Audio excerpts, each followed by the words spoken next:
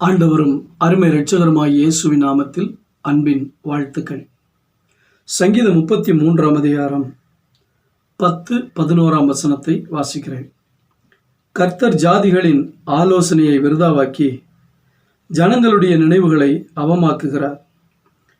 கர்த்தருடைய ஆலோசனை நித்திய காலமாகவும் அவருடைய இருதயத்தின் நினைவுகள் தலைமுறை தலைமுறையாகவும் நிற்கும்.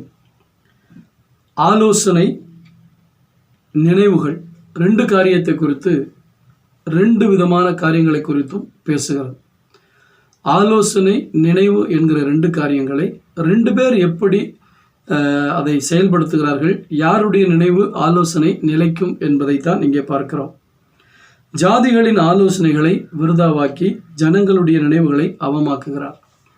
இந்த ஜாதிகள், ஜனங்கள் என்று சொல்லும்போது தேவனுக்கு எதிராக செயல்படக்கூடியவர்கள், தேவனை அறியாதவர்கள், தேவனுடைய ராஜ்யத்துக்குள் வராதவர்கள், தேவனுக்கு எதிரானவர்கள், தேவனுடைய ராஜ்யத்தை எதிர்க்கிறவர்கள். இதைத்தான் ஆண்டவர் ஜாதிகள், ஜனங்கள் என்று சொல்லுகிறார். இவர்களுடைய ஆலோசனைகள் தேவனுக்கு விரோதமான ஆலோசனைகள், தேவ பிள்ளைகளுக்கு விரோதமான ஆலோசனைகள். ஆலோசனை செய்வதற்கு அவர்களுக்கு உரிமை உண்டு.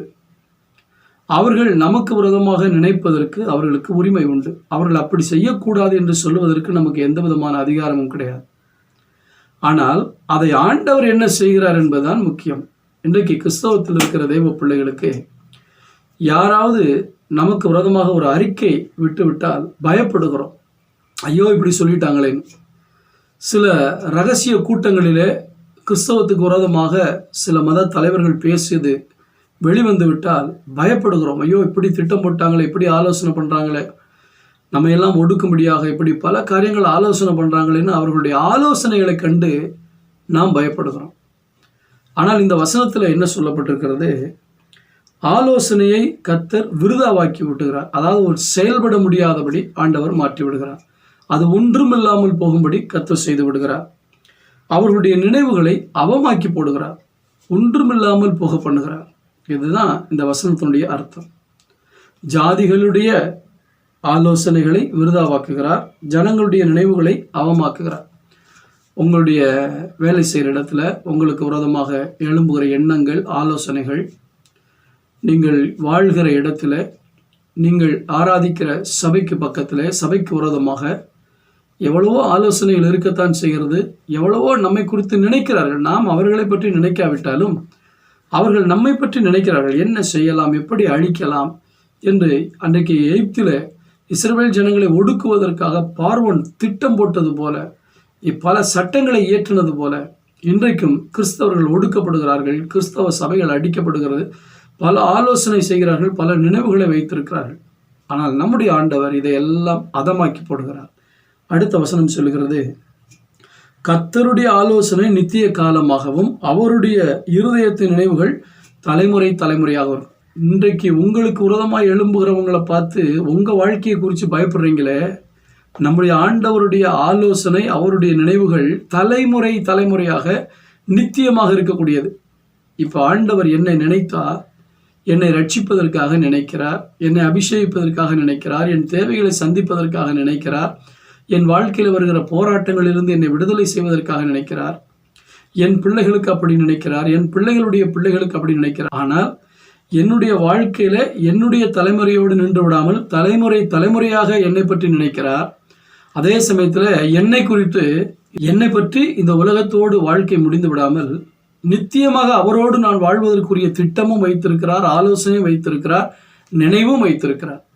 எனவேதான் அவருடைய ஆலோசனை நித்திய காலமாக, அவருடைய நினைவுகள் தலைமுறை தலைமுறையாக இருக்கும். இதை பார்த்து கொண்டிருக்கிற எனக்கு அன்பான கர்த்தருடைய பிள்ளைகளே, யாராவது உங்களுக்கு விரோதமாக பேசினாங்கன்னா அதை பார்த்து பயப்படாதீங்க. யாராவது உங்களுக்கு விரோதமாக திட்டம் போட்டாங்கன்னா அதை பார்த்து நீங்கள் பயப்படாதீங்க. ஏன்னா அவர்களுடைய ஆலோசனைகளை அபத்தமாக்கி விருதாவாக்குவதற்கு நம்முடைய தேவன் வல்லவராக இருக்கிறார். ஆனால் உங்களை குறித்து அவர் என்ன வைத்திருக்கிறாரோ, என்ன திட்டம் வைத்திருக்கிறாரோ, என்ன நினைவு வைத்திருக்கிறாரோ அதுதான் உங்களுடைய வாழ்க்கையில் நிறைவேறும். இந்த காலவெளியில் இந்த நினைவோடு கூட கர்த்தரை துதித்து, ஆண்டவரே என்மேல் நினைவாயிருக்கிற தெய்வமே, எனக்காக பல காரியங்களை நினைத்து கொண்டிருக்கிற தெய்வமே, எனக்காக பல ஆலோசனைகளை வைத்திருக்கிற தெய்வமே, உம்மை துதிக்கிறேன் என்று அவரையே யோசித்து கொண்டு அவரையே துதித்து கொண்டிருங்கள். உங்கள் எதிரியின் ஆலோசனைகளை அபத்தமாக்குவார். அவருடைய ஆலோசனை உங்கள் வாழ்க்கையில் நிற்கும். இப்பொழுது உங்களுக்காக 9ஆம் வசனத்தை வாசிக்கிறேன். அவர் சொல்ல ஆகும், அவர் கட்டளையிட நிற்கும். ஆம், உங்கள் வாழ்க்கையில் தேவன் என்ன சொல்கிறாரோ அதுதான் நடக்கும், அதுதான் நிலை நிற்கும். நீங்கள் செய்ய வேண்டியதெல்லாம் அவரை உறுதியாய் பற்றி கொண்டு அவருக்காக வைராக்கியத்தோடு வாழ்வது. அது இல்லாவிட்டால் சத்ரு உங்களை எளிதாக மேற்கொள்ள முடியும். அவருடைய பரிசுத்த பிள்ளையாக, அவருக்கு கீழ்ப்படுகிற பிள்ளையாக வாழுங்கள். கர்த்தருடைய ஆலோசனை உங்கள் வாழ்க்கையில் நிறைவேறும். நல்ல பிதாவே, இந்த கால வேளையில் எங்களுக்கு கொடுத்த நல்ல தியானத்துக்காய் ஸ்தோத்திரம். எங்களை பிடிக்காதவர்கள், எங்களை விரோதிக்கிறவர்கள், எங்களை அழிக்க நினைக்கிறவர்கள், அவர்கள் நினைப்பதற்கும் ஆலோசிப்பதற்கும் உரிமை உண்டு. ஆனால் எங்களை குறித்து நீர் நினைத்திருக்கிறதும் நீர் ஆலோசிப்பதுதான் நிலைக்கும் என்று எங்களுக்கு கற்றுக் கொடுத்தீர். எனவே நீர் சொல்லாகும், நீர் கட்டளையிட நிற்கும். இந்த வார்த்தைகளை நம்பி உடைய பிள்ளைகள் தடுமாற்றமில்லாமல் தைரியமாய் வாழ பலப்படுத்துவீராக. இயேசுவின் நாமத்தில் பிதாவே, ஆமென். God bless you.